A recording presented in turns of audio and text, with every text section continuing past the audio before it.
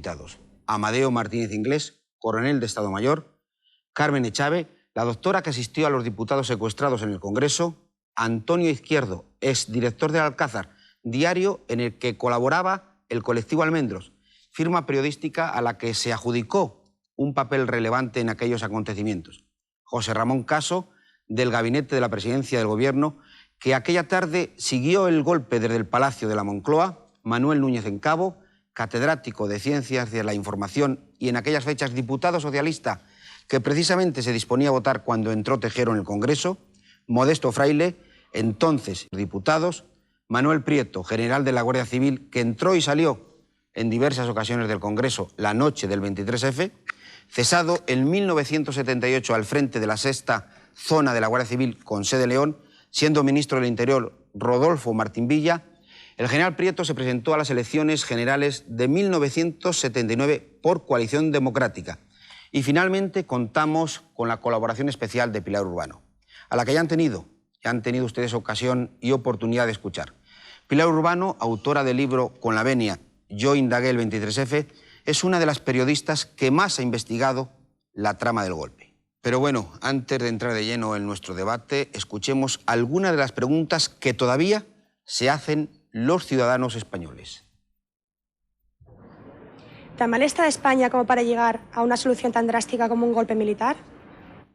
A mí me pareció que estaba la cosa bastante agitada, ajetreada, dislocada y descompuesta. Pero la verdad que eso no tiene nada que ver con el hecho de que yo ese día hice lo que hice. No llegó a tanto, pero efectivamente la situación estaba bastante descompuesta. Siguiente pregunta. ¿Habría peligrado la vida de los líderes políticos si hubiera triunfado el golpe? Intuyo que no, y a lo mejor lo digo enfáticamente. Es otra de las cosas que se dijeron en ese momento, señores, esto es una acción incruenta y tiene por objeto paralizar la sesión parlamentaria. Solo eso. Yo reconozco, y lo tengo que decir, le duela a quien le duela, que cuando dirigiéndome a mi unidad por la radio del coche oí los tiros, dije, Dios mío, se me descompuso totalmente la figura porque dije, ¿cómo ahora va a entrar allí nadie, armado o quien sea, a poner orden en esta casa? Esto es un disloque. Y desde luego yo fui el primer sorprendido porque rompió todos mis esquemas. Le iba a preguntar. Porque el golpe... ¿Se ha visto usted en el Congreso dónde están las balas, los impactos de las balas? De incruento nada. A nadie le dio una bala. Hay una ¿Cómo esquirla. que no? Hay una esquirla. Pero vamos a ver, es que los daños psíquicos... Perdona, no. Es que los daños psíquicos y los daños que se han producido en aquellas personas, aquello... Peligraron los periodistas. No, señor. Eso es incruento. No es incruento. La vitrina de un... Perdone, no es incruento. Estoy hablando de las personas. Frase del señor Tejero. Le voy a decir una frase del señor Tejero. O el teniente coronel Tejero, perdón, teniente coronel. No, porque prefiero decir teniente coronel. Entonces le digo a usted, una de las frases que está en el diario de sesiones es lo que dice el teniente coronel Tejero. Si alguien se mueve y se apaga la luz, abran fuego. ¿Qué quiere decir eso? Abran fuego, ¿qué quiere decir? No y cuando nos ponen allí los velones... Es una frase textual. Le digo frase textual. Esa pregunta está contestada. Teniente coronel Tejero. Por favor. Yo le digo tajantemente que de incruenta nada. Usted se hubiese prestado a una acción en la que hubiese habido sangre y hubiese... Pero la hubo. No. La hubo. Y usted no haga decir cosas que no son. Cuando una persona pierde el estómago, el duodeno y el yeyuno producido por unas úlceras múltiples por estrés, y fíjese usted, era un miembro de la Guardia Civil, que estaba como diputado, y que en este momento está en un cargo activo de la Guardia Civil, como es Faustino Muñoz, el jefe de tráfico de Cáceres, que era diputado por UCD, no me diga usted que no es incruento, porque ese señor, después de 3 vómitos de sangre, se podía haber muerto allí. Perdóneme, eso no es incruento. Eso no es incruento. No es incruento. Esos son accidentes. No es accidente. Si no hubiesen entrado allí disparos. Perdonen, no es cierto. No es incruento. No es incruento. Totalmente casual. Perdón, no es incruento. Los daños físicos y psíquicos no Doctora Chávez, señor Gil Sancho Valiente. Y no admito que se diga eso. Bueno, vamos a seguir, pues no lo vamos a seguir con el cuestionario de la calle. Muy bien. Y no se excite tanto, por favor.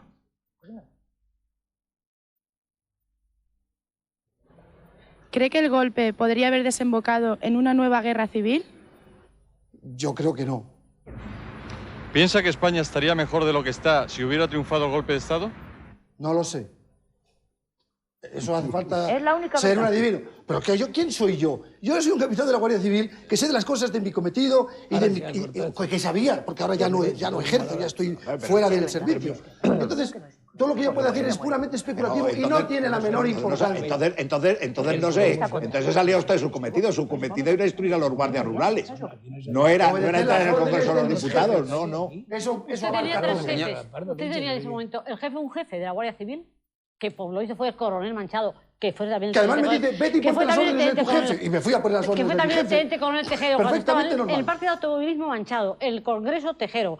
Una unidad, un jefe de unidad al que usted ha mencionado hace un momento, que era el del GAR. Y luego otro jefe. Mi jefe, usted no dice ese era mi jefe. Que era el de y a los sus órdenes me puse sin ninguna reserva. Yo le voy a decir solamente una cosa, señor Gil Sánchez Valiente. Por encima de ese jefe militar estaba el presidente del gobierno. Claro. Y usted no atendió a sus requerimientos. Perdón. Por encima. Yo al presidente del gobierno no le vi, ni pude, ni tuvo ocasión de manifestarme. Primero, no había presidente de gobierno. Había un presidente de gobierno en funciones y había otro que estaba siendo sometido a votación. No tiene ninguna importancia. Yo, naturalmente, no tuve acceso al presidente del gobierno para que me dijese su opinión. ¿Usted creía realmente que debía haber en España un poder autónomo militar en aquel momento? Yo solo sé que como hombre de información, que tanto usted alude a ello, uno de mis cometidos es leer la prensa, ya que, no se olviden ustedes, yo estaba destinado en San Sebastián, mi destino de verdad era San Sebastián, en aquel cruentísimo año de 1980. Me llegaba la prensa, la leía, la machacaba, y yo leía artículos que no tenían desperdicio, como por ejemplo el que el 31 de enero publicó en ABC el señor Emilio Romero, bajo no sé, tertulias de Madrid, que se llama, en el cual dice claramente: la situación ha llegado a un punto en que no admite ninguna componenda. Es preciso atajar la situación. Y si UCD no provee, entonces habrá que buscar y recurrir a un hombre ajeno y políticamente bendecido. Eso no. Repaso la lista de los profesores y de profesores me rendí. A verlos habíalos, pero estaban en la endosfera. Repaso y cito mi imaginación. Que lo que diga Emilio Romero es rey. Y aparece el general Armada. Y yo... Vamos a ver, y cuando alguien me dice, por fin, el general Armada... Señor Sánchez Valiente, no ser impertinente con usted, porque no es mi papel. Bajo ningún concepto que una institución en la que está representada la soberanía popular sea zaherida, ultrajada y machacada. Pregúnteselo a quién lo hizo. Yo no hice eso. Usted fue golpista, seguimos, igual que por los favor. demás. Un momento. Seguimos, por favor. Yo tengo aquí algo que le Vamos a quiero continuar. preguntar Seguimos, ahora por favor, al señor con lo que quiere la calle preguntar al señor Gil Sánchez Valiente. ¿Cree que han sido juzgados todos los implicados en el golpe del 23F? No han sido juzgados todos. Siguiente pregunta. ¿Cree que en la actualidad la mayoría de los militares son fieles a la Constitución? Creo que está en mejores condiciones de contestar a esa pregunta del señor Martínez Inglés, porque yo no me muevo en los ambientes militares. Conteste. Perdón, ¿la pregunta cuál era? Que si cree usted que la mayoría de los militares están dentro del orden constitucional. Por supuesto que sí, por supuesto que sí. Y yo también lo creo, y que lo creemos todos. Siguiente pregunta. Usted es conocido en el 23F como el hombre del maletín. ¿Se ha sentido alguna vez amenazado por esa causa o han querido deshacerse de usted? Sí, la respuesta es sí. Me he sentido amenazado de muerte. ¿Por qué razón? Por el maletín. Porque querían recuperar ese maletín que se suponía que yo portaba y pusieron precio a mi cabeza. ¿Puede en esta ocasión... Cuente su viaje con el supuesto maletín huyendo de eso. Claro, claro. ¿Cuál fue tu itinerario desde que saliste de Madrid hasta que yo te conocí en San Antonio? Yo creo que eso nos aleja del tema del 23F, con perdón, general Prieto. Yo creo que eso nos aleja, y lo mismo que lo que estamos haciendo... el problema es que no, el hombre del maletín. No, el problema del hombre del maletín es el 23F. Por favor, ¿quién era el que le perseguía? ¿Quién le perseguía? Eso no lo sé. Pero en los bajos fondos del AMPA Barcelonés, alguien, un compañero mío, en los servicios de información, alertó a mi familia diciendo que 10 millones de pesetas es lo que valía mi cabeza. ¿Quién lo hizo eso? Hasta ahí no llego. Ya me gustaría saberlo. Alguien. Y ya se sorprenderían ustedes si supiesen quién es, como yo. Gil Sánchez Valiente. ¿A usted le informó Tejero si algunos líderes políticos estaban al tanto de esa acción? No. No le informó. Y ahora le digo, como es ya tradicional en este programa, no me conteste ahora, hágalo después de la publicidad. Si el general Armada no era el elefante blanco al que se esperaba en las Cortes, no me conteste ahora, hágalo después de la publicidad.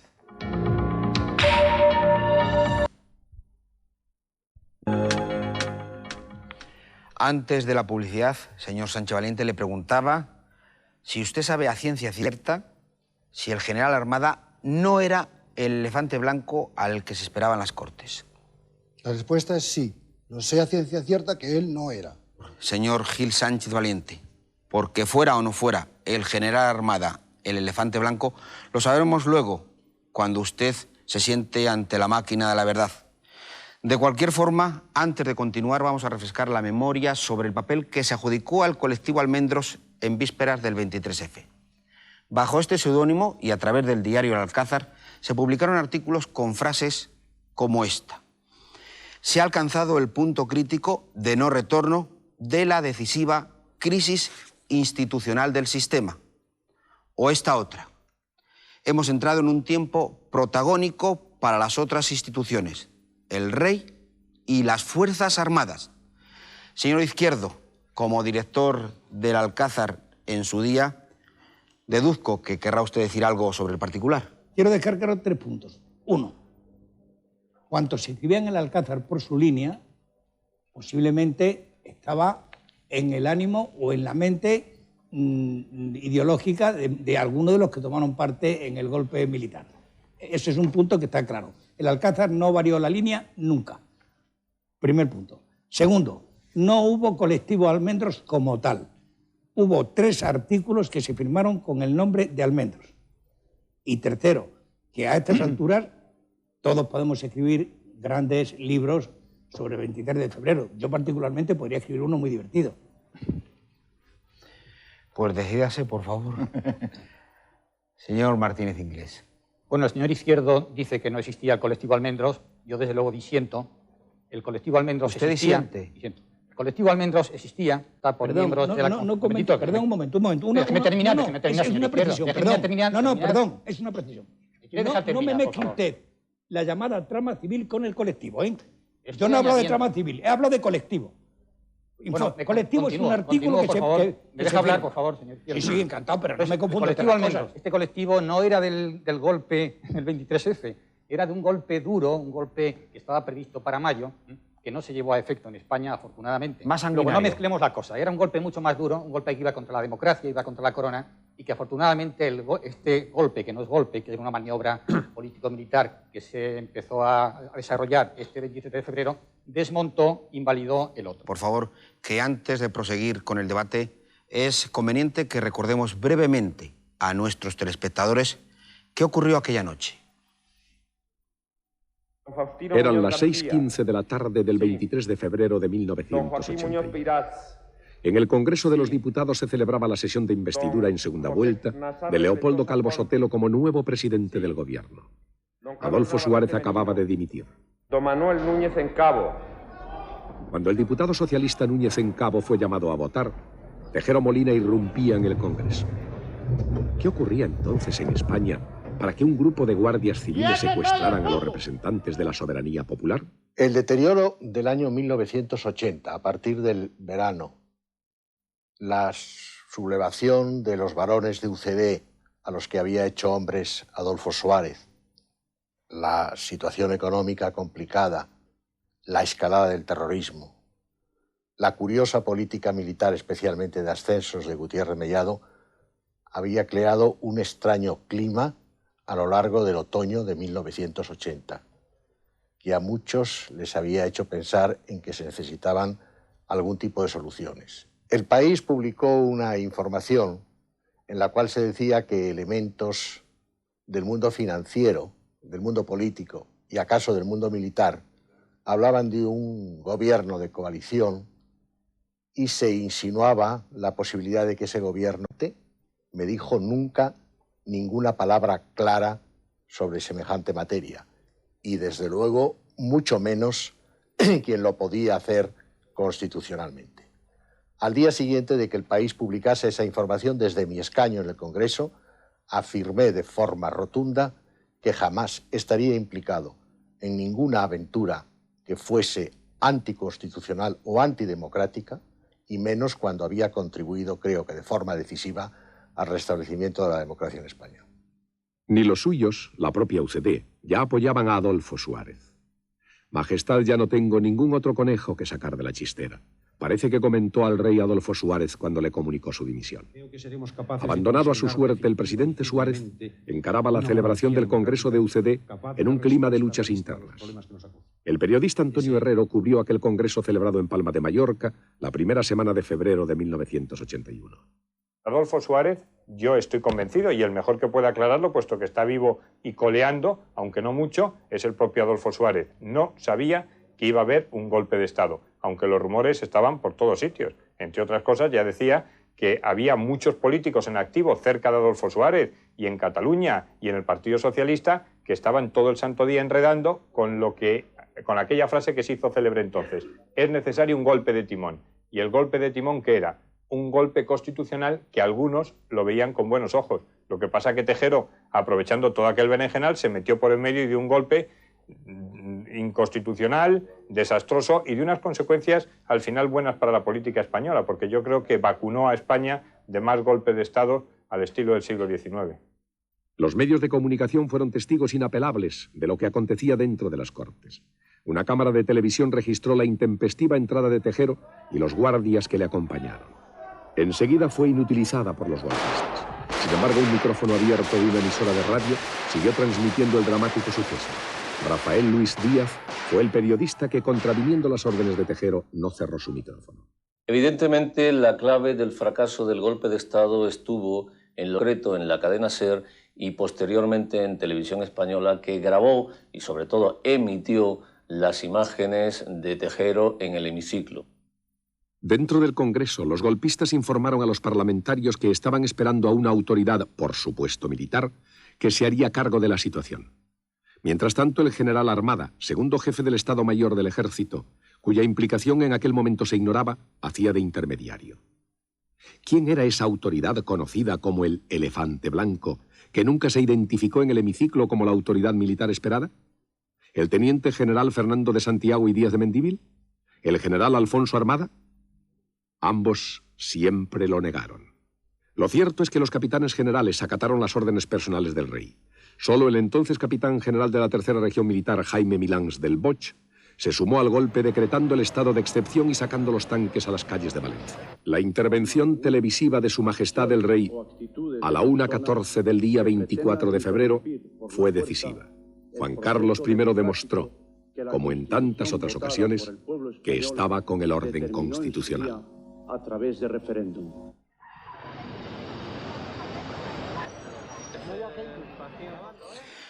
Pilar Urbano, hace unos instantes el señor Martínez Inglés, el coronel Martínez Inglés, aludía a otra serie de golpes en marcha, además del que protagonizó Tejero.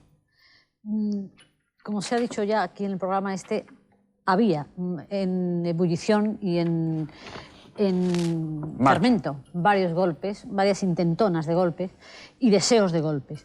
Los más caracterizados ya y señalados eran un golpe cerrado, duro, a la turca. Yo no puedo decir si sangriento o no, porque no ocurrió. Esto era un desideratum, llamado golpe a la turca, inspirado en el informe Quintero, con una fecha para el 2 de mayo. Unos llaman de los coroneles, pero era de los coroneles con mandos de tenientes generales. Había otro golpe, otro intento de golpe de reconducción, llamaban así, monarquista, que se lo atribuía a Armada, o se le ha atribuido a Armada, y luego conspiraban, aparte de una trama y una red de fuerzas civiles, banqueros, financieros, empresarios, gentes de la cultura y exministros. ¿Que había? Había, sí, que se movían en torno a estos movimientos. ¿Los nombres? Se movían, bueno, pues se ha nombrado aquí Gonzalo Fernández de la Mora, se puede hablar de Oriol, están en casi todos los libros. Los hemos dado y no hemos tenido que afrontar juicios, ¿no? Bueno, estaba pues Fuello Álvarez, estaba Federico Silva Muñoz. No es que estuviesen por salir con tanques, es que era en el caldo de cultivo donde se movían algunos de estos militares. Voy a diagnosticar el asunto del 23F. ¿Qué ocurre en el 23F? Quizá lo que realmente no estaba preparado era el tejerazo, o sea, la acción de los tricornios. Eso es lo que no estaba preparado y por eso a Sánchez Valiente le desagrada, porque aquello salió chapucero y que no era de recibo. Hay un comandante de Estado Mayor y de los servicios de información que por entonces se llamaba el CSIR. Pues entonces no se llamaba, se empezó a llamar el CSIR, que es el comandante Cortina, de quien no se ha hablado para nada, el gran ausente de este programa y que es un personaje importantísimo, que resulta que es el enlace con Armada, el enlace con Tejero y el enlace con Milans. Y es el hombre que como detonante empuja, impele a que Tejero a deshora, a destiempo, sin preparación, sin casi poder reclutar a los hombres, por ejemplo, del grupo antiterrorista rural de Sánchez Valiente, que esos hombres tenían vacaciones, o permisos de fin de semana, casi sin fuerzas, cazándolos al lazo, como él mismo decía, irrumpió en el Congreso y con eso consiguió. Tejero fue el que nos salvó de 3 golpes a la vez que estallaron como una burbuja ese mismo 23F. Continuemos. Yo quería, por favor, Julián, aclarar una cosa con el señor Sánchez Valiente. Si le indicó un teniente, por lo tanto, alguien de graduación inferior que fuera al parque automovilístico... No. Yo hablo con los tenientes. Le indicó, pero le hizo... Me invitó amablemente. Pero le hizo usted caso. Diciéndome, no te pierdas algo que no te querrás perder. Y ahora no pero bueno, usted no se acercó ahí como... Eso a un capitán sin no, señor Sánchez Valiente, usted no se acercó ahí como si fuera una película. Claro. Yo me acerqué ahí porque, movido por esas... Usted sabía lo que se estaba fraguando. Y además me mencionó los nombres de personas que eran amigos míos, a los que conocía mucho y a los que hacía bastante tiempo que no veía. Después de la primera intervención, en la segunda dice usted, me dieron una orden inexcusable, de inexcusable cumplimiento. Y por eso fui. Yo no he dicho nada inexcusable, sí. Pero eso es que es posterior. Tajante. Entonces la acató. Entonces sería el teniente coronel Tejero, porque otro no podía ser. Porque esto es después de... Ya me voy al parque y en aquella célebre reunión que es el núcleo del cual parten los autobuses y todas las cosas, allí estoy yo, y bueno, déjeme que le explique en qué consistió esta orden. A mí en un momento determinado, cuando todos se habían ido, y yo me quedé, y mis motivos tenía, el coronel Manchado se quedó mirándome. Jefe de la unidad de automovilismo de la Guardia Civil. Se nos quedamos mirando, él me tenía bastante confianza porque por la relación del servicio de años anteriores, y me dice, bueno, ¿y qué hacemos? Y yo digo, yo me quedo a sus órdenes, mi coronel. Dígame, dice, pues mira, vamos a hacer algo que creo que es ineludible. Sabía él que yo entonces estaba circunstancialmente destinado, llevaba una semana, destinado en el GAR, Grupo Antiterrorista Rural, que era donde se le formaban, se desdramatizaba o se les hacía un tratamiento psicológico a los guardias que iban destinados circunstancialmente al País Vasco por contingentes. Y entonces se les trataba de desdramatizar la situación. Y yo era el encargado de desdramatizar. Y estaba allí circunstancialmente en el GAR, o sea, tampoco pertenezco al GAR. Yo era un invitado en el GAR. Ni era el hombre de Tejero en el GAR, porque yo el de GAR... ¿Pero qué quiere decir? ¿Por qué? ¿Perdón? ¿Qué quiere decir con ese desarrollo, con este discurso? Quiero decir que el teniente el coronel Manchado sabía que yo, aunque circunstancialmente sí que estaba en el GAR y que era mi unidad de apunte en esos momentos. Y entonces me dijo, Sánchez Valiente, vete al GAR porque seguro que la van a movilizar para ir al Congreso y mira a ver si puedes hacer algo porque no haya derramamiento de sangre, no porque inhibirlas en contra de tal... ¿Qué podía hacer yo, capitán circunstancial, invitado en una unidad, cuando tiene su propio jefe, que es el que determina libremente... Pero si los que estaban en el Congreso son los que podían hacer sangre. Bien, pero bueno, intentar convencer a ese comandante, que me dice el coronel Manchado, que hay garantías totales, y creo que los hechos certificaron estas garantías, de que allí no va a haber nada de que sea irreversible. Los hechos demostraron. ¿Y qué otra forma hay de demostrar las cosas que dejar que los hechos desarrollen hasta la extenuación su contenido? Me vas a perdonar, pero garantías no había ninguna de que no hubiese problemas. Y de hecho los hubo. La primera garantía es, perdona, la incrustación que tuvo de una esquirla de bala Luis Calvo Sotelo, al lado mío. Lo siguiente son todos los problemas que se derivaron, aparte del daño psicológico, que también es importante, y que ha causado... O sea, en ningún momento hubo gente que pudo perder la vida, y bajo ningún concepto había ningún tipo de garantía, si no es aquella que pudimos mantener. Perdóneme, eso señor. No es verdad. No había garantía de ninguna clase. Usted presenta su acción como si hubiera salido a una verbena. Sí, no.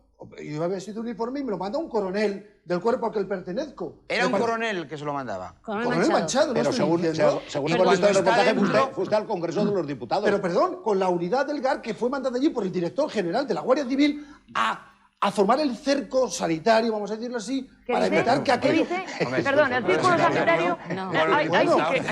Para aislarlos y para, en un supuesto y en un extremo, para entrar allí siguiendo las órdenes cuando estaba que se les dentro, diesen... ¿de quién recibía órdenes? Del comandante que mandaba la unidad. No, cuando estaba dentro. Cuando estaba dentro. En el Fui allí Congreso. dentro porque me lo ordenó el comandante. Acércate allí y ve el ambiente. Supongo que... ¿Qué comandante? Perdona un momento, Pilar. Un momento. El comandante Sesma, que fue allí porque se lo ordenó el director general de la Guardia. Un momento, si me lo permites, Pilar, que hablemos un poquito. La doctora Echave primero, señor Prieto después. Un segundo.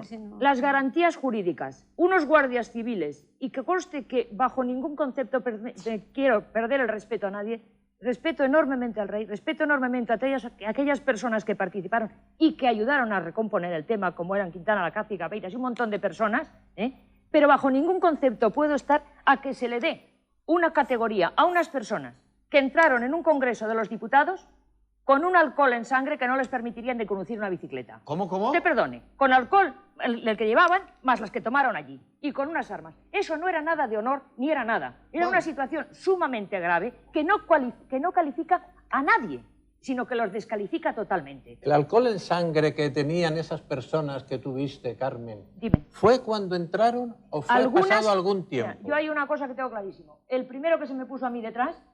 ¿Al entrar? Al entrar, que el primero que me impedía sacar a Fernández Cid, vamos, el aguardiente quedaba clarísimo.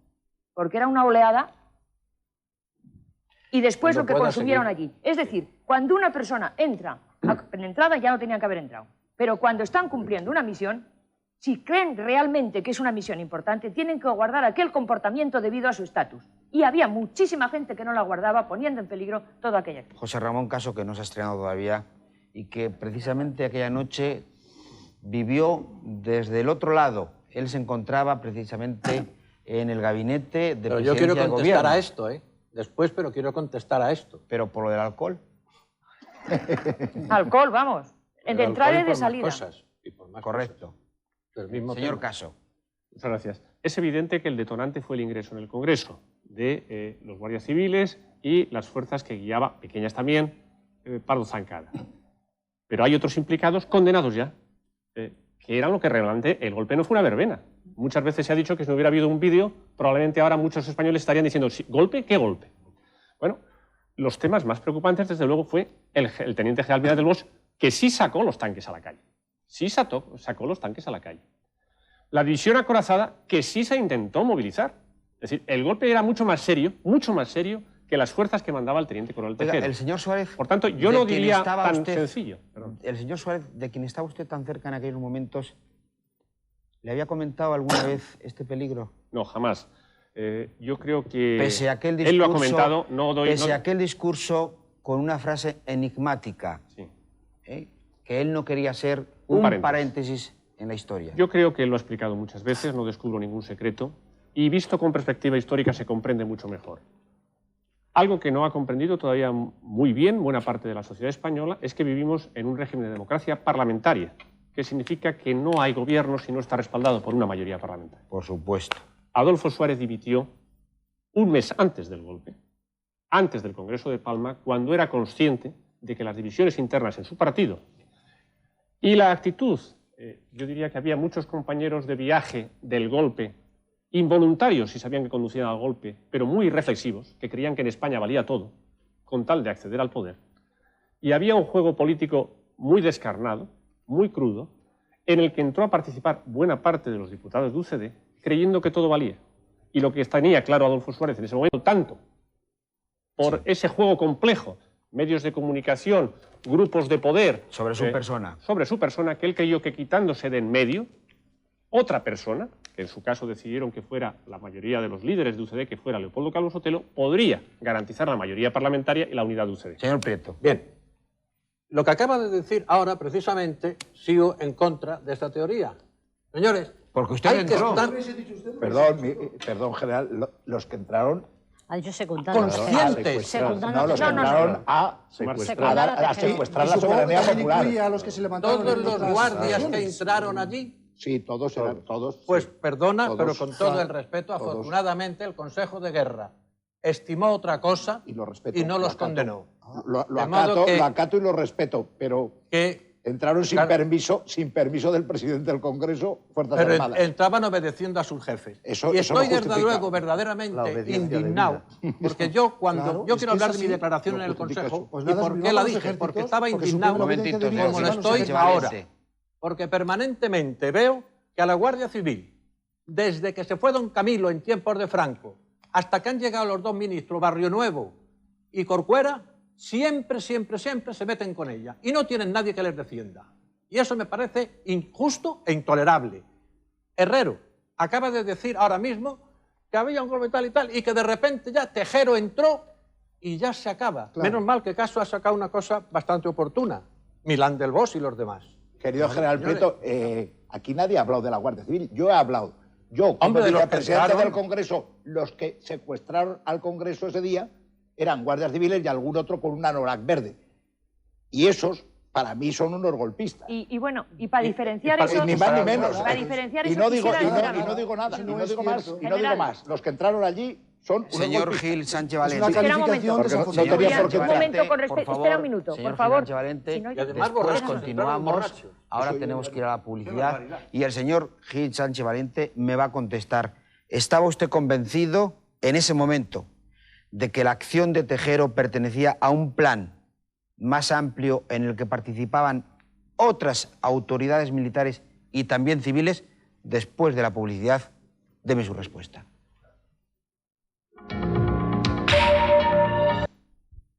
El 1 de febrero es absolutamente evidente, ya se ha dicho aquí. Entonces, yo le haría una pregunta al señor Gil Sánchez Valiente. ¿Usted se consideró entonces autor de este delito? Es decir, participó directamente. ¿Se consideró cómplice? Segunda pregunta que le hago. De acuerdo con lo que me diga ahora.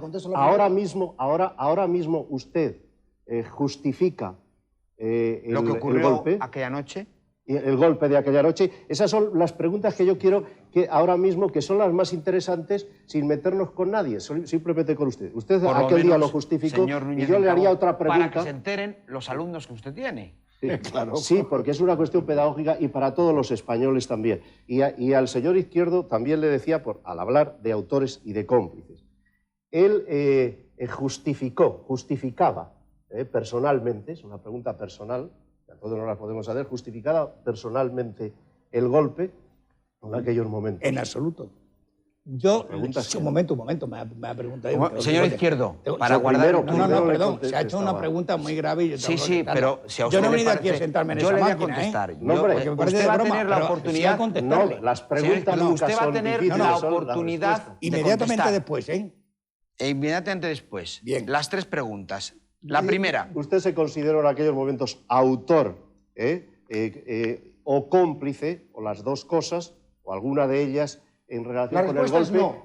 Pasemos a la segunda. No, segunda. ¿Usted justificó en aquel momento el golpe personalmente? ¿Lo justificaba usted el golpe personalmente? Es decir, que le parecía que había condiciones objetivas para actuar así. Está claro. Le voy a contestar de una forma directa, pero además hablando de un tema que es a que a mí me interesa aquí, porque yo soy capitán y yo no estoy aquí para justificar lo que hicieron los generales y los coroneles, el teniente coronel. Yo estaba convencido, por lo que me dijo muy sucintamente mi colega Vicente Gómez Iglesias, de que aquello era una nación, aguante blanco, que estaba acordada, y desde el punto en que los parlamentarios que estaban ahí reunidos iban a aplaudir la propuesta del general Armada. Ni uno lo hubiera hecho. Ni uno lo hubiera hecho. No hubiese hecho ninguno. Ni uno lo hubiera hecho. ¿No ha leído usted este libro? Ni uno.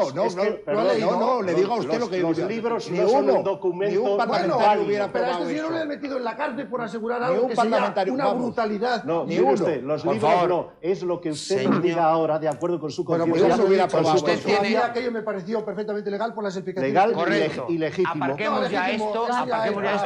Demos paso. No, ni metafísico ni nada de la conciencia de cada uno. Cada uno tiene que tener conciencia. Legal y legítimo en ese momento se unían las dos cosas y no había... Pues ya está claro. Por favor, señor Izquierdo. Muy brevemente, No, señor Izquierdo, por favor. Señor Núñez Encabó me ha dicho si yo estaba a favor del golpe. Bueno, yo quiero decirle muy claramente, primero, que yo no he venido a sentarme en la máquina de la verdad, pero que yo cortésmente le voy a contestar a usted a lo que me ha preguntado. Todos mis artículos publicados en 32 años de periodista están en las hemerotecas. Y por ellos, por muchos de ellos, se presentaron querellas fiscales del Ministerio Público, particularmente durante el mandato de UCD, y jamás fui procesado. Y en el juicio del 23 de febrero jamás fui convocado. Si yo hubiera sido partidario del golpismo, pues me hubieran procesado antes que ellos. Y segundo, una cosa es ser partidario del golpismo y otra cosa es ser partidario, como fue el señor Taradellas, de un golpe de timón.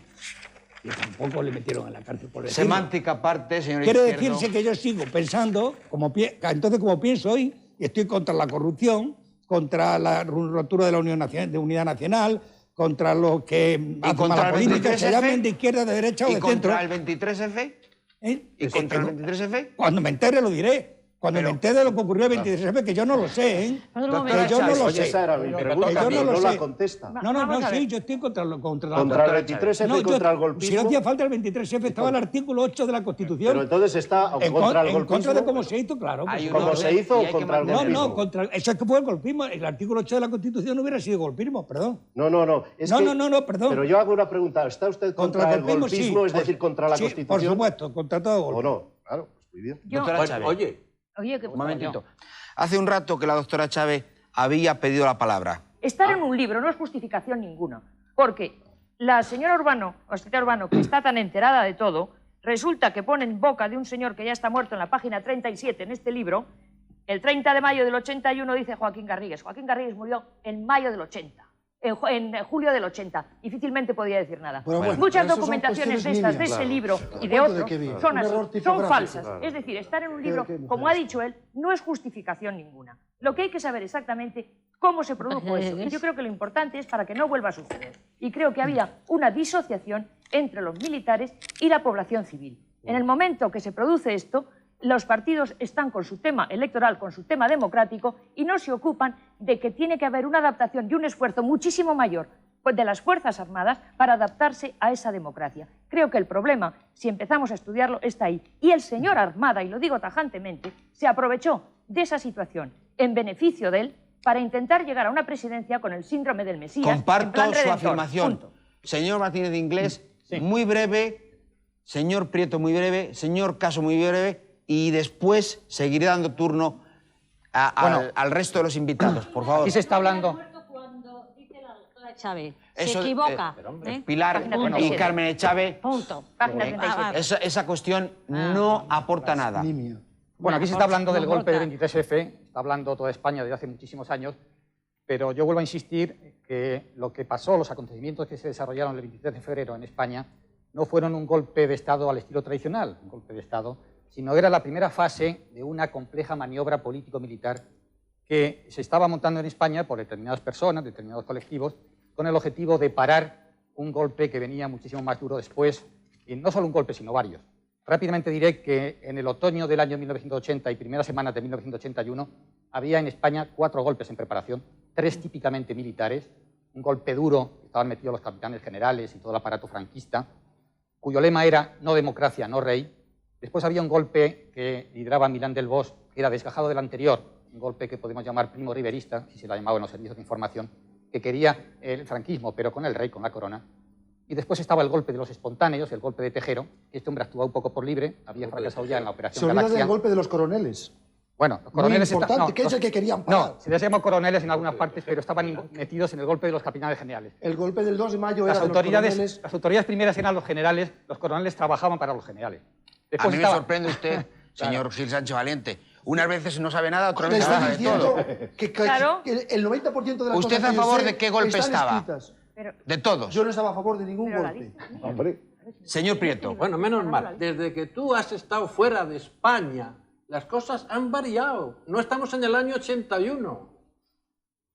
El año 81, si nos ponemos allí, entonces la obediencia debida, él es lo que interpreta que tiene que obedecer. Estaba la Constitución, señor Desde que se aprobó la Constitución General, no había ninguna Pero ley. la Constitución tenía que dársele constitucional. una explicación, porque además, independientemente de que sea conveniente o no para el funcionamiento de los ejércitos, es otro tema, que no viene al caso. Señor Sánchez Valente, tenemos una pregunta y inmediatamente vamos a ir después a la última, previa a la publicidad. El que usted no fuera juzgado por los hechos del 23F se debió a negociaciones previas con el gobierno entonces de UCD para que usted se regresara a España. No, la respuesta es no. No. Me asombra incluso la pregunta. Y la última pregunta, No que tiene esta ningún es viso de para que realidad. usted la haga después de la publicidad. Ustedes, me permite, los golpistas. Tenga usted cuidado con lo que dice, que yo no admito ser golpista. Los que... Juicio subjetivo. Los que intervinieron en el golpe de Estado, ¿se sintieron ustedes traicionados? Contésteme después de la publicidad. Bueno, por poco meto la pata. ¿Intervinieron en el golpe? Para usted no son golpistas. Se sintieron traicionados. Y la contestación a esta pregunta la voy a hacer a través de un suceso real que tiene su gracia y, por tanto, también ayudará un poco a desdramatizar, pero que es suficientemente revelador. En las primeras jornadas del proceso de 23F ocurrió el siguiente incidente. Cuando entraban los generales Armada y Milans en el comedor, el resto de los guardias civiles que allí habían antes que ellos llegado cantaban al unísono: yo no tengo padre, yo no tengo madre, yo no tengo nadie que me quiera a mí. Si eso no expresa la contestación a su pregunta, lo diré de otra forma. ¿Usted escuchó al señor Tejero que había un gobierno formado por el señor Armada en algún momento? No concretamente a él. La doctora Echave creo que escuchó algo. La doctora Chávez escuchó la lista y oyó todo lo que estaban diciendo. Me parece muy bien. Y lo que estoy diciendo realmente es que a partir de ese momento hubo algunas personas dentro del Congreso que se dedicaron a difundirla. Entre ellas fui yo, que le dije a Calvo Sotelo: no te preocupes que ya no eres presidente, hay otro. Entre otras cosas. ¿Quién era el presidente? Usted El para señor Pitonisa Armada. no tenía precio. ¿Eh? Que para Pitonisa no tenía No, precio. para Pitonisa no, doctora porque lo Echave. acababa de oír. Señor Sánchez Valiente, usted debió de oír lo que dijo Tejero, que salió y les dijo a ustedes, a sus oficiales: nos ofrecen un avión para ir al extranjero, un avión y al extranjero, según han declarado otros oficiales. Sí, sí, eso ocurrió, por supuesto. Oyó eso. ¿Cuándo se enteró usted de que el golpe había fracasado? Pues cuando, estando en el Hotel Palace, vi que aparecía Su Majestad, desautorizándolo. Dije, ¡pum!, como un globo cuando se pincha. Por favor, que esto es muy importante. Más que importante, yo diría que decisivo. Acaba de referirse el señor Sánchez Valiente a un suceso fundamental, el mensaje televisado de Su Majestad el Rey la noche del 23F, y del que el periodista Jesús Picatoste fue testigo de excepción. Escuchemos lo que dice el periodista para a continuación dar paso a aquel trascendental mensaje de don Juan Carlos.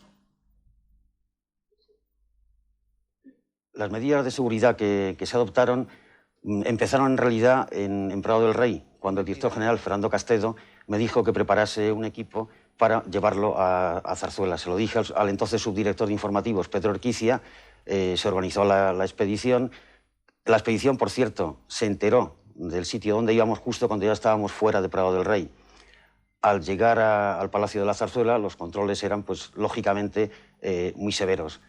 Se hizo la grabación, 2 tomas, por medidas de seguridad, lógicamente, e inmediatamente después yo me vine con el mensaje del rey en el coche con 2 escoltas del Palacio de la Zarzuela, directamente a Prado del Rey, que estaban esperando ansiosamente. Ante la situación creada por los sucesos desarrollados en el Palacio del Congreso y para evitar cualquier posible confusión, confirmo que he ordenado a las autoridades civiles y a la Junta de Jefes de Estado Mayor que tomen todas las medidas necesarias para mantener el orden constitucional dentro de la legalidad vigente. Cualquier medida de carácter militar que en su caso hubiera de tomarse deberá contar con la aprobación de la Junta de Jefes de Estado Mayor. La corona, símbolo de la permanencia y unidad de la patria, no puede tolerar en forma alguna acciones o actitudes de personas que pretendan interrumpir por la fuerza el proceso democrático que la Constitución votada por el pueblo español determinó en su día a través de referéndum. Excepcional documento histórico. Y una vez escuchado este documento histórico, continuamos con el debate. Doctora Echave, ¿cómo y cuándo supieron ustedes, dentro del Congreso, que iba a hablar el rey? Durante mucho tiempo estuvo los telefax del Congreso emitiendo que el rey iba a salir en televisión, que estaba en contra, y todas las partes que se estaban emitiendo y todos los que estaban en el Congreso iban con el papelito que se iba arrancando y lo iban teniendo. Luego, mucho antes lo sabían. No, perdón, mucho antes lo sabían. Es decir, yo no. ¿Usted tiene algún testigo?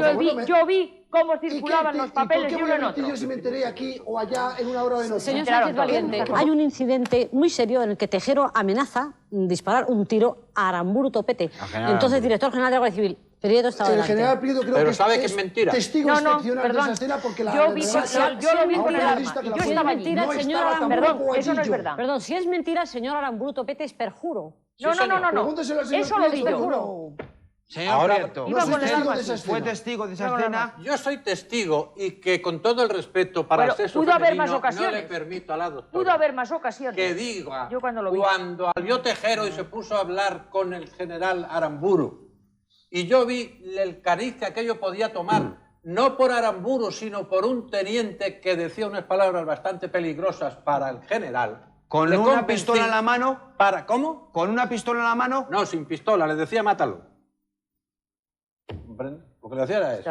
El Tejero tiene una pistola en la mano, eso sí. Eso es lo que estoy diciendo. Encasquillada. Pero una cosa es eso es lo que estoy diciendo, que tenía la pistola en la mano porque yo la vi. Prosiga con su testimonio. Es que una cosa es...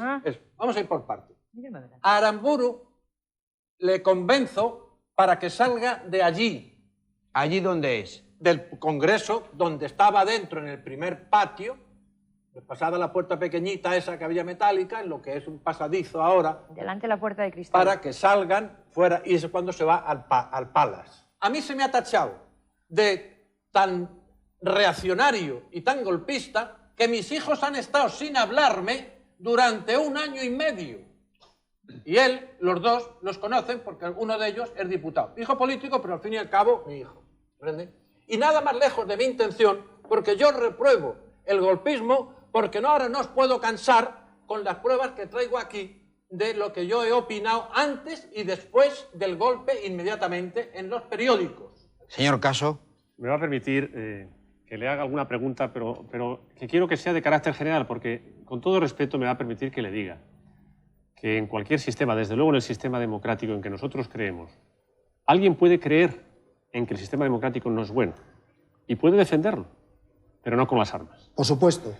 Y me merece más respeto quien mantiene sus convicciones dialécticamente, no con las armas, pero que no luego se ampara en pretendidas ambigüedades y medias verdades. Me va a permitir que le diga con todo respeto que usted, como algunos de los que participaron en el golpe, en opinión de muchos militares, lo que más les avergüenza es que no la mantengan, que no tengan la honradez de decir la verdad.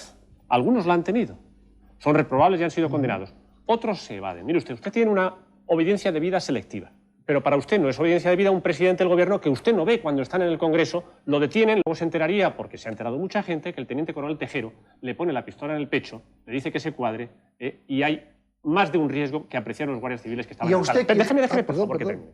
Usted, el presidente del gobierno, no existía. El vicepresidente del gobierno, teniente general, al que zarandean algunos guardias civiles, usted tampoco sabía que existía. No lo vio, memoria selectiva, no estaba. O no tenía obediencia debida con un teniente general. Había un ministro de Defensa que era don Agustín Rodríguez Sahagún, al que ustedes, algunos que estaban disconformes con su política de nombramientos, precisamente porque se intentaba poner a algunas personas que creían en la democracia, pues lo han puesto ustedes en sus documentos, algunos de ustedes. No, de ustedes no, y está algunos de en la ellos. argumentación. A mí no me afectó la política militar del señor Rodríguez Sahagún, ya se puede imaginar. Tampoco era autoridad y tampoco le vio usted en el Congreso de los Diputados. La verdad es que usted no le vio vi tampoco, al teniente coronel Tejero, no tampoco se enteró que el director general de la Guardia Civil, general Aramburu, intentó entrar, intentó dominar, intentó convencer al teniente coronel Tejero Y usted eso tampoco lo vio, tampoco sabía que existía el director general de la policía. Policía. Ante un caso, ¿podría ser más genérico? Porque no hace falta que entre en le todas estoy las diciendo autoridades. a usted en concreto que usted manifiesta una obediencia debida selectiva, a quien a usted le conviene obedecer debidamente. Y a quien no le conviene, no le obedeció. Es lo que nos ha venido usted a manifestar. No. Perdóneme. Y eso es lo que se ha manifestado por algunos otros durante todo este pleito. Y lo que quiere que quedar claro ante los españoles... Ya veo que eso no es una pregunta, sino un manifiesto. No le estoy diciendo a usted porque usted... Es lo que no está preguntando nada, está haciendo un alegato. ¿No eran autoridades? Siga usted con él. ¿No eran autoridades? Siga usted con el alegato. alegato. ¿No eran autoridades militares ni constitucionales para usted? Claro que lo eran, claro que lo eran. Entonces usted no lo obedeció. Y a mí, desde luego, ellos no me hicieron ningún alarde de órdenes, ni me dijeron nada. Pero eso, en cualquier caso, la situación determinada... No llevaban pistola. Yo no llevaba pistola. No, pero ellos tampoco. Llevaba pistola al cinto porque llegué allí. Primero, quizás esa pregunta se la tenía que dirigir usted a otras personas. Porque yo repito que ahí entré. Usted perdóneme usted, que para que vea usted la debilidad de su posición. A ver, dígame. Usted ha intentado decir que la obediencia debida debe a la autoridad siempre que no haya una vulneración manifiesta de las leyes. Usted puede decir que tenía un teniente coronel Tejero, pero usted ve confrontaciones, intentos de tirar al suelo al teniente general Gutiérrez Mellado, sacada a las autoridades constitucionales.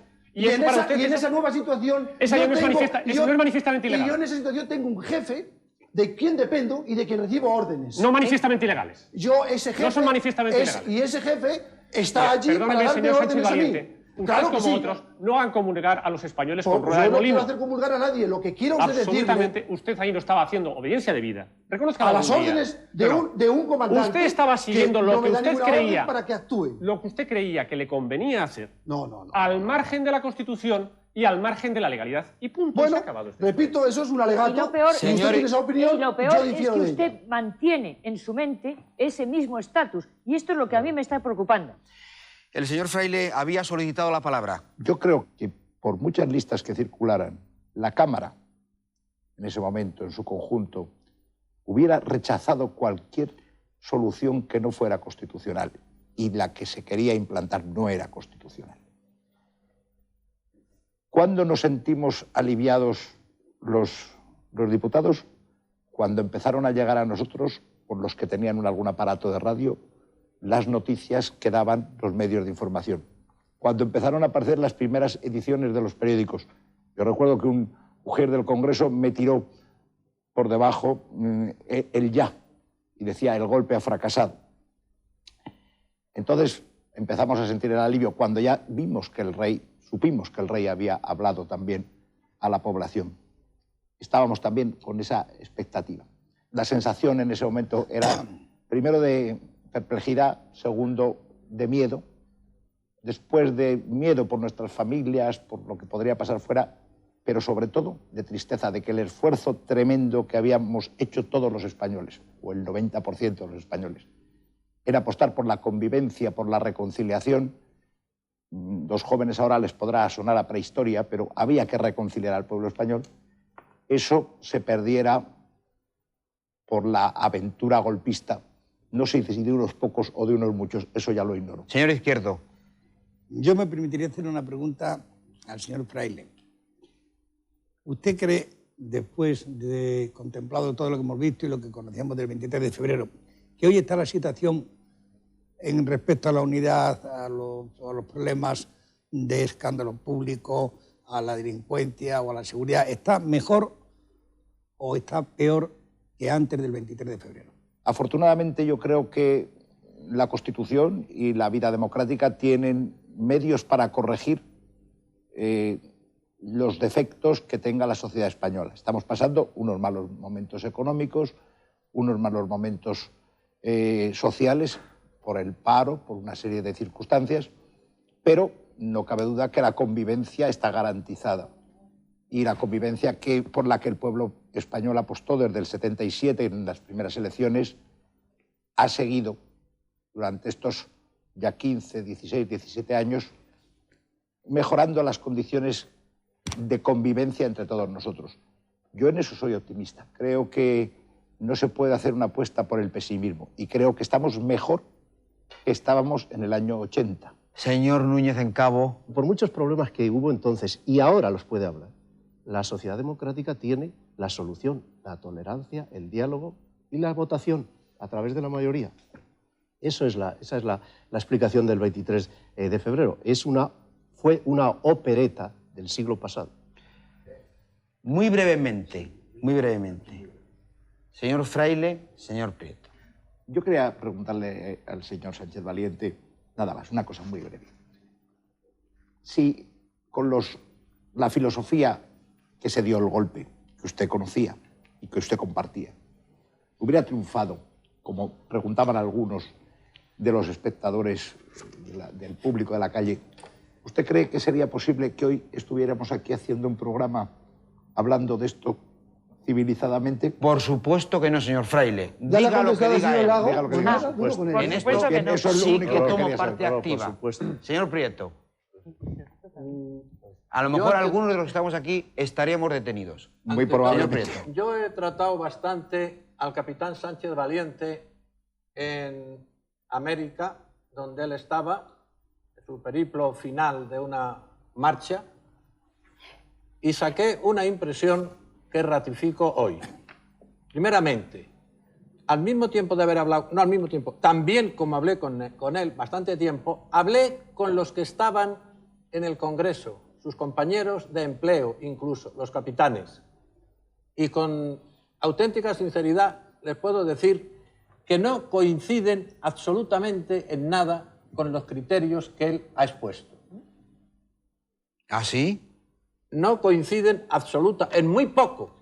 Hay algunas cosas indudable que pueden coincidir, pero en la mayoría no. Y a Sánchez Valiente, yo me permito, lo que le ha dicho el general, sin ánimo ninguno de ofenderle, pero me permito decir que a mí me volvía loco cuando en la entrevista, que la tengo grabada y son aproximadamente 6 horas, con César Lucas, que tú conoces, ¿verdad?, tiene momentos en que se contradice. Señor Prieto, ¿por qué cree usted que huyó el señor Gil Sánchez Valiente aquel día y obre ahora como un guardia civil? Bueno, pues sí, pues yo creo que es un hombre que tiene una psicosis de que le persiguen. Porque lo de los 10 millones y lo del Barcelona y no de tal, y yo le aprecio, aunque conmigo esté disgustado porque modificaron mis cosas en el periódico en contra de mi voluntad, ¿verdad?, lo que yo dije de ti, pero creo que es una imaginación que se cree lo que no es la realidad. Señor Gil Sánchez Valiente, no me conteste ahora, hágalo después de la publicidad. Había otros oficiales en el Congreso que también se marcharon y no se ha sabido.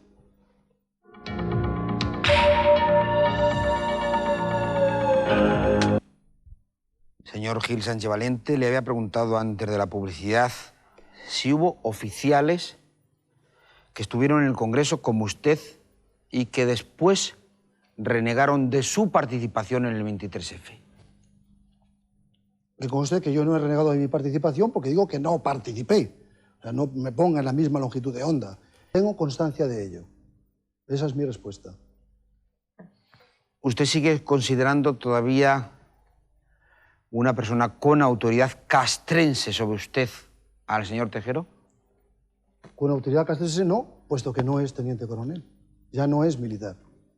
El día del 23F, usted, ¿por quién fue al Congreso? En definitiva, aparte de quien se lo mandase o no se lo mandase directamente, ¿por Tejero o por Cortina? Pero no, bueno, bien, a esa pregunta contestaré por Tejero, por supuesto. Por Tejero. Bueno, más que nada por el coronel Manchado, puesto que a mí Tejero no me ordenó ir al Congreso, ni fui al Congreso siguiendo una orden del teniente coronel Tejero, sino como he dicho antes... ¿Usted se incorporó al golpe de Tejero, por así decirlo? Yo estuve en la reunión clave del despacho del coronel Manchado.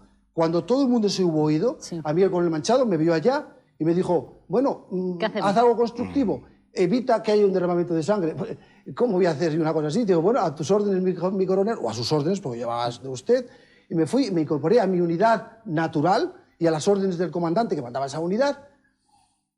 Terminé mi actuación en esa jornada. Mejor yo, empezó su actuación en esa jornada. Terminé a sus órdenes la actuación en esa jornada. Para pasar a estar a las órdenes por obediencia y ya está. Y después de eso me fui a mi casa. Punto. No, perdón, a las 4 de la mañana. Bien, esa jornada y bueno, y el resto que queda de la siguiente. Que, o sea, toda la tarde y noche hasta las 4 de la mañana. Hasta que me fui a mi casa, desde que llegué allí hasta que me fui a mi casa, yo estuve a las órdenes del comandante que mandaba la unidad del GAR que movilizó el director general de la Guardia Civil. Dígame una cosa. Y esto no lo digo yo, lo dijo el propio comandante cuando, ya siendo teniente coronel o coronel, le llamaron para declarar el único testigo que hubo en mi juicio y aseveró lo que estoy diciendo. Este señor estuvo siempre a mis órdenes. Dígame una cosa, señor Gil Sánchez Valiente. Yo no llevaba radioteléfono, no. Y pregunto al ciudadano, ¿usted lamenta que el golpe no prosperara?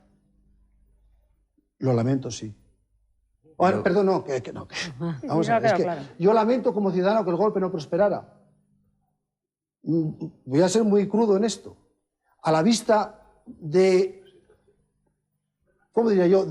No quiero insultar a nadie tampoco. A la vista de lo malo que fue todo aquello, de lo mal organizado, del papel que hicimos como... Es que aquello fue una chapuza, Desde luego, yo... ¿Qué quieres que te diga? Es mejor que no hubiese triunfado porque si ponemos los destinos de semejante disparate y de semejante forma, no hubiésemos ido muy lejos. Eso es lo que tengo que decir. ¿Me acompaña, por favor, a la máquina de la verdad? Con mucho gusto.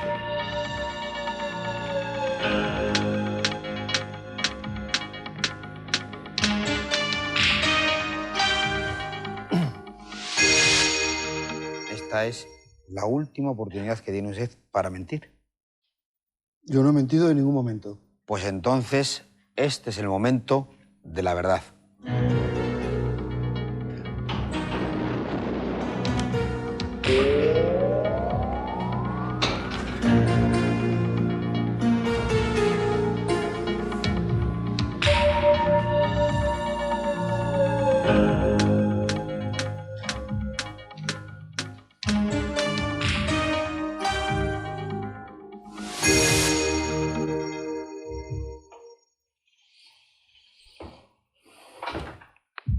¿Nervioso, tranquilo o expectante? Cari acontecido. Vamos a recibir a nuestro polígrafo. Buenas noches, profesor Gell.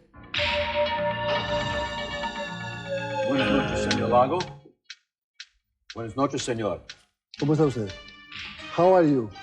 Fine, thank you. Una observación previa. ¿A lo largo de cuántas horas se ha sometido a los exámenes previos nuestro invitado de hoy?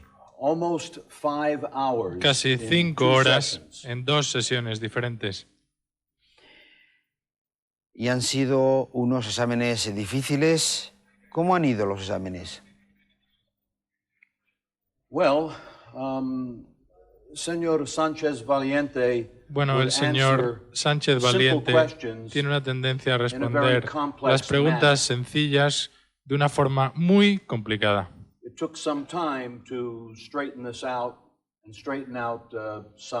Tardé un cierto tiempo en dilucidar ciertas incoherencias en sus respuestas. ¿Cree usted, profesor Gell, que el hecho de que el señor Sánchez Valiente haya trabajado para los servicios de información puede facilitarle que engañe a la máquina, incluso que lo haya intentado?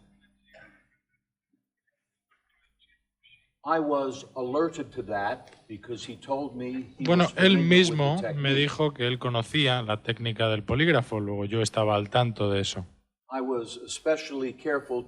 Sobre todo, tuve mucho cuidado en intentar detectar cualquier posible contramedida con la intención de engañar a la máquina.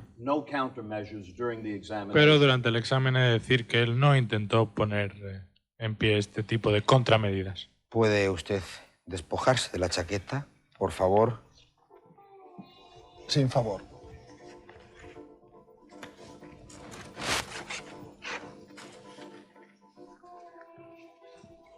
Ahora, mientras el profesor Gell coloca los sensores a nuestro invitado, vamos a dar paso, ya lo sabe, a la publicidad.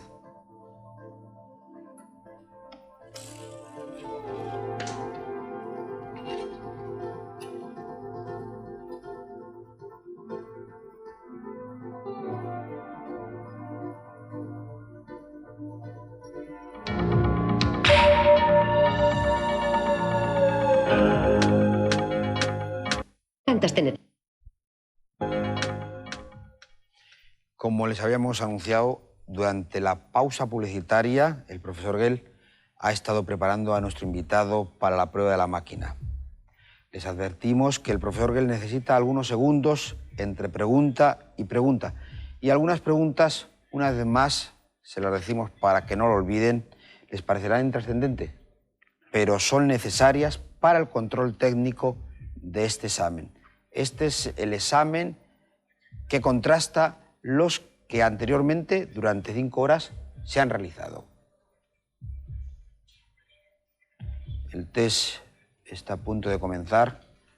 Está ajustando los tinteros. Estamos preparados. Primera pregunta. ¿Está usted en España? Sí.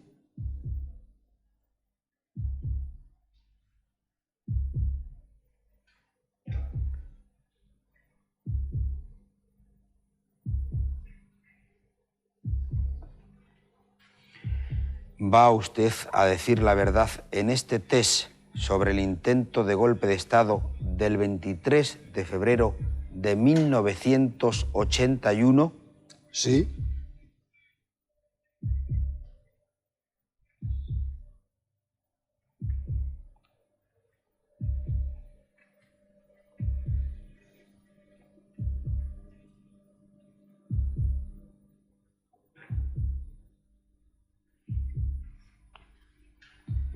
¿Estaba usted convencido de que la acción del entonces teniente coronel Tejero pertenecía a un plan más amplio en el que participaban autoridades militares y también civiles? Sí.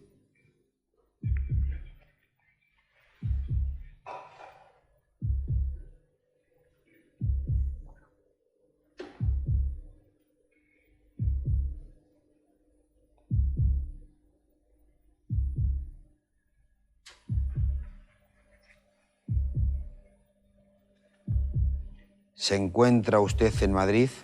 Sí.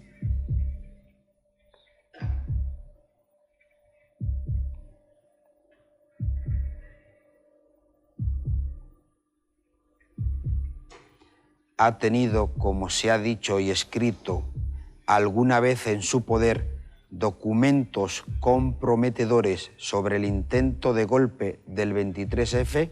No.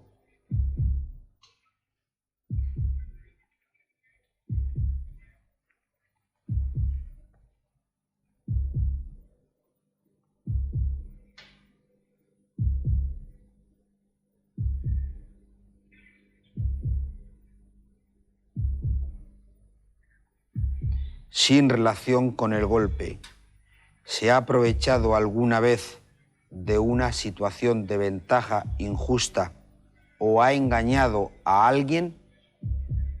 No.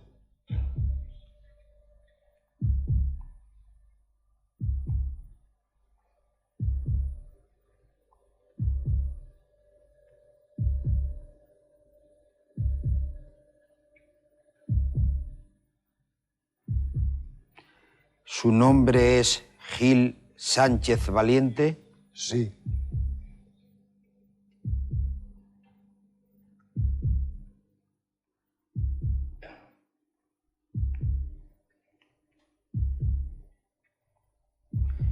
El que usted no fuera juzgado por los hechos del 23F se debió a negociaciones previas con el gobierno de UCD para su regreso a España? No.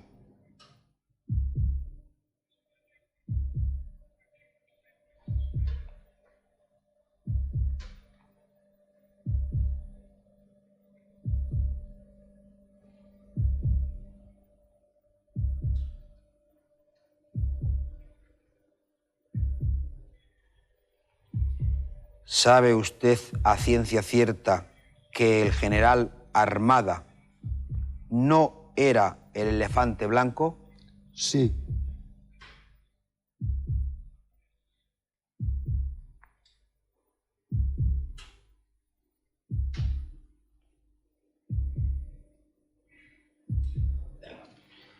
al margen del golpe, ¿ha dicho usted en alguna ocasión alguna mentira seria a alguien que confiara profundamente en usted? No.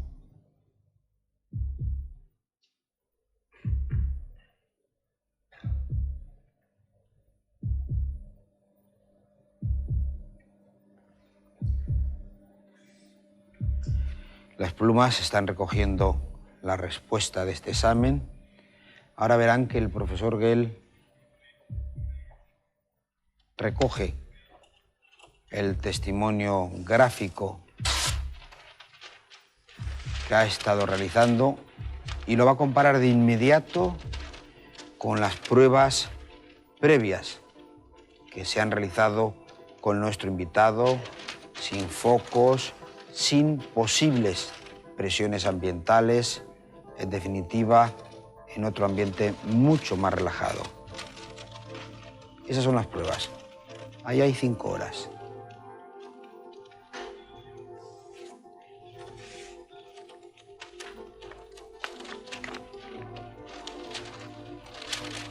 Cuando estén dispuestas, profesor, vamos a conocer el resultado de las respuestas del señor Gil Sánchez Valiente. Cuando quieran, la primera pregunta. La primera pregunta esencial.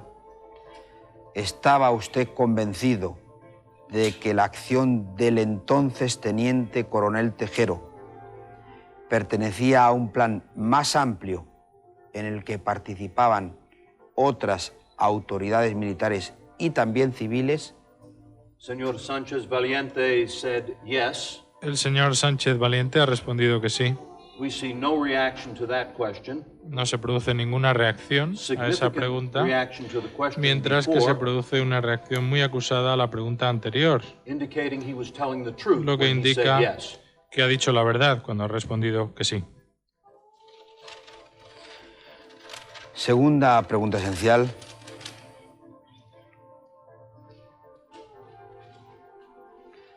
¿Ha tenido usted, como se ha dicho y escrito, alguna vez en su poder documentos comprometedores sobre el intento de golpe del 23F?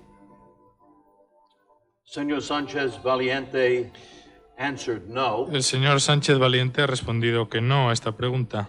We see significant reaction Vemos que se produce una reacción muy marcada to the technical question, a la pregunta previa, a la técnica, indicating he was telling the truth lo que indica que ha when dicho he la verdad answered the question. cuando ha contestado que He no. should be known from this day forward as the Así man que without quizás a briefcase. de ahora en adelante se le conozca como el hombre sin maletín. Muy bueno.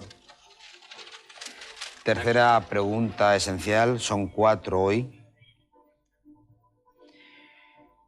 El que fuera usted no juzgado por los hechos del 23F se debió a negociaciones previas con el gobierno de UCD para su regreso a España. Señor Sánchez Valiente answered no. El señor Sánchez Valiente ha respondido que no. The polygraph indicates he was telling the truth. Y los resultados del polígrafo indican que ha dicho la verdad. Y última pregunta esencial. La cuarta y última pregunta esencial era si sabe usted a ciencia cierta que el entonces general Alfonso Armada no era el elefante blanco. Señor Sánchez Valiente answered this El question señor yes, Sánchez Valiente ha respondido que sí a esta pregunta. and the polygraph indicates Y he's los telling the resultados del polígrafo indican que ha dicho la verdad. truth. We had some difficulty with this Aunque question hemos tenido una initially. cierta dificultad inicialmente con esta pregunta, Señor Sánchez Valiente ya was que not el sure of señor his answer, Sánchez Valiente parecía no estar muy seguro acerca de su respuesta. and he said that he didn't want to have the polygraph show that he was Él lying. me dijo que no quería quedar como mentiroso ante la máquina, So between the first test así and que the second entre la test, primera prueba que le realicé y la segunda, he verified the information with a friend of his. corroboró la información consultando con un amigo suyo. Y parece que hoy estaba mucho más seguro y más confiado en su respuesta. Muchas gracias, señor Gil Sánchez Valiente. Gracias a nuestros invitados, pero sobre todo, gracias a ustedes por acompañarnos una noche más. Muchas cosas, a pesar de la máquina, a pesar de todos los debates habidos y por haber, quedan y quedarán todavía en el secreto de la historia. Lo más importante es la conclusión a la que hemos llegado aquí. Nada tiene sitio fuera de la Constitución. Todo es posible dentro de la Constitución. La semana próxima volveremos con un personaje que también seguro les tendrá pendientes de nuestro programa. Hasta entonces, buenas noches, amigos.